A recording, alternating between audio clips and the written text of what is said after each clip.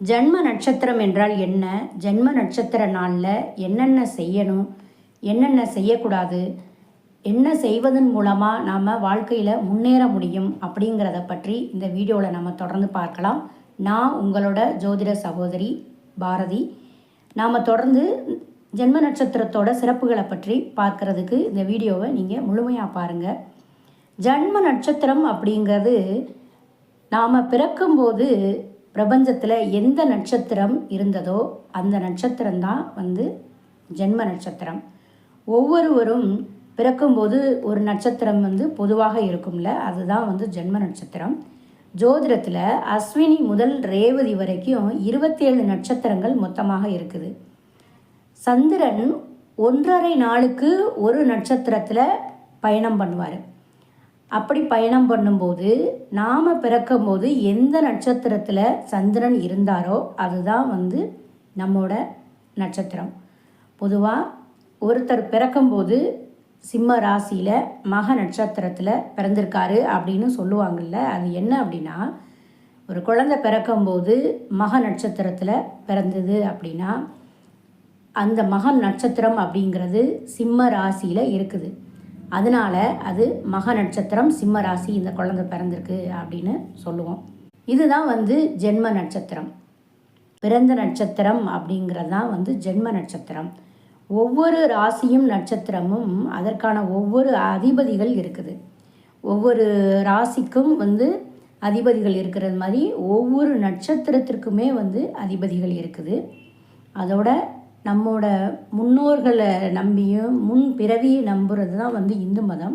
இந்த முன் பிறவியில் நாம் என்னென்ன கர்மாக்கள் செய்தோமோ அதோட வழியாக தான் நாம் இந்த பிறவியில் இந்த நட்சத்திரத்தில் பிறக்கிறோம் அப்படிங்கிறது நம்பப்படுகிறது. நம்ம உடல் அனுபவிக்கக்கூடிய நன்மைகள் மற்றும் தீமைகளுக்கு இது காரணமாக அமையுது. ஜென்ம நட்சத்திர அதிபதிகள் என்ன அப்படிங்கிறத பற்றி நாம் அடுத்த டீட்டெயில்டாக அடுத்த வீடியோவில் பார்ப்போம்.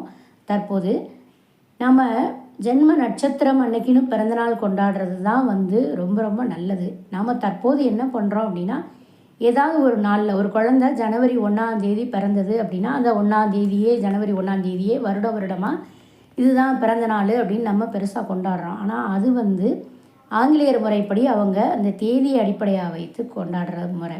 அது அவ்வளவு நல்லதில்லை. நம்ம என்ன செய்யணும் அப்படின்னா, அந்த ஜனவரி 1ஆம் தேதி ஒரு குழந்தை பிறக்கும் போது என்ன நட்சத்திரமாக இருந்ததோ, உதாரணத்துக்கு ஒரு அனுஷ நட்சத்திரம், விருச்சிக ராசி அனுஷ நட்சத்திரத்தில் ஒரு குழந்தை அன்னைக்குன்னு பிறந்தது அப்படின்னா அடுத்த வருடம் அந்த ஜனவரி 1 அல்லாமல் 2 அல்லது ஒரு 5ஆம் தேதியோ வரும். அல்லது டிசம்பர் மாதத்தில் கூட அந்த அனுஷ நட்சத்திரம் வரும். ஆனால் தமிழ் மாதத்துக்கு அது மார்கழியாக வரும். அந்த தேதியை வைத்து நாம் எந்த மாதம் எந்த நட்சத்திரம் அப்படிங்கிறத பார்த்து நாம் பிறந்தநாள் கொண்டாடுறதான் ரொம்ப ரொம்ப நல்லது. அந்த நாளில் போய் நாம் இறைவனை வணங்கும்போது அவர் கண்டிப்பாக நமக்கு அந்த நட்சத்திரத்திற்கான ஒரு நல்ல பலன்களை அந்த குழந்தைக்கு தருவார். இந்த மாதிரி தான் பிறந்தநாள் கொண்டாடுறது. நட்சத்திர அடிப்படையில், ஜென்ம நட்சத்திர அடிப்படையில் பிறந்தநாள் கொண்டாடும் போது நமக்கு பல்வேறு சிறப்புகள் நமக்கு கிடைக்கும்.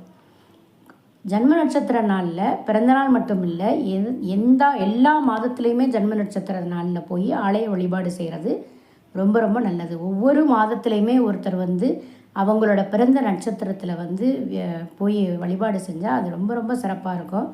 அது மட்டும் இல்லாமல் கோவிலில் போய் வழிபாடு செஞ்சுட்டு அர்ச்சனை செய்கிறது அல்லது ஏதாவது பால் இந்த மாதிரி வாங்கி கொடுத்து அபிஷேகம் செய்கிறது, அபிஷேகத்தை அந்த நாளில் பார்க்குறது ரொம்ப ரொம்ப சிறப்பு. அது மட்டும் இல்லாமல் இறைவனை வணங்கிவிட்டு அதுக்கப்புறம் ஏதாவது ஒரு சின்ன அகல்விளக்காவது ஏற்றி வணங்குறதும் ரொம்ப ரொம்ப சிறப்பு.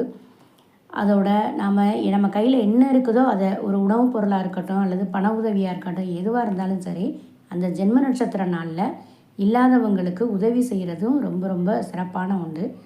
இது ஒரு பரிகாரம் அப்படின்னே சொல்லலாம். ஒருத்தர் தொடர்ந்து கஷ்டத்தை அனுபவிச்சிட்ருக்காரு அப்படின்னா அவர் ஜென்ம நட்சத்திரம் வரக்கூடிய நாளில் அவர் போய் ஏதாவது ஒரு பெருமாள் கோவிலோ அல்லது சிவன் கோவிலோ அல்லது பக்கத்தில் இருக்கிற ஒரு பிள்ளையார் கோவிலோ அம்மன் கோவிலோ ஏதாவது ஒரு தலத்தில் போய் இறைவனை வணங்கிட்டு ஒரு விளக்கேற்றி வச்சு இறைவனை வணங்கிட்டு அந்த நாளில் ஏதாவது ஒரு தானம் கொடுக்கறது அவங்களுக்கு அவங்களோட கர்மாவை கழிக்கிறதுக்கான ஒரு நல்ல ஒரு விஷயமா இருக்கும்.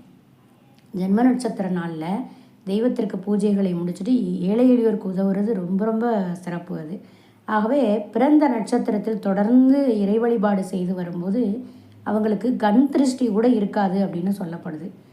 உங்கள் ஜென்ம நட்சத்திரத்தில் உங்களோட தகுதிக்கேற்ப கோயிலில் மூலவருக்கு அபிஷேகம்